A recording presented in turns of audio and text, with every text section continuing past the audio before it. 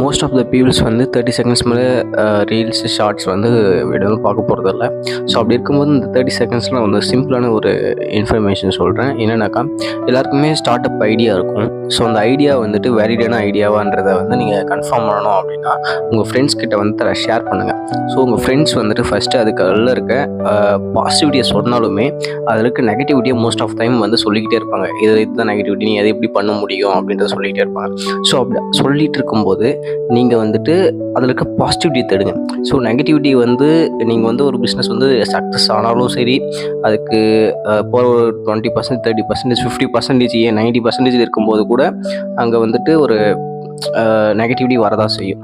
So அப்படி இருக்கும்போது நீங்கள் வந்து எவ்வளோ உங்களுடைய ஐடியா வந்து பாசிட்டிவிட்டி கொண்டு போக முடியுமோ அவ்வளோ பாசிட்டிவிட்டிக்கான அந்த சேஞ்சஸை கொண்டு போயிட்டே இருந்தீங்கன்னா, எவ்வளோ பாசிட்டிவிட்டி அதில் இருக்குது, லைக் அதில் வந்துட்டு எவ்வளோ பாசிட்டிவான இன்ஃபர்மேஷன்ஸ் இருக்குது, பாசிட்டிவ் சோர்ஸ் இருக்குது அப்படின்னு நினைக்கும்போது அது வந்துட்டு வேலிடான ஒரு ஐடியாவாக சேஞ்ச் ஆகிடும். ஸோ மறக்காமல் நம்ம சேனலை ஃபாலோ பண்ணிக்கங்க.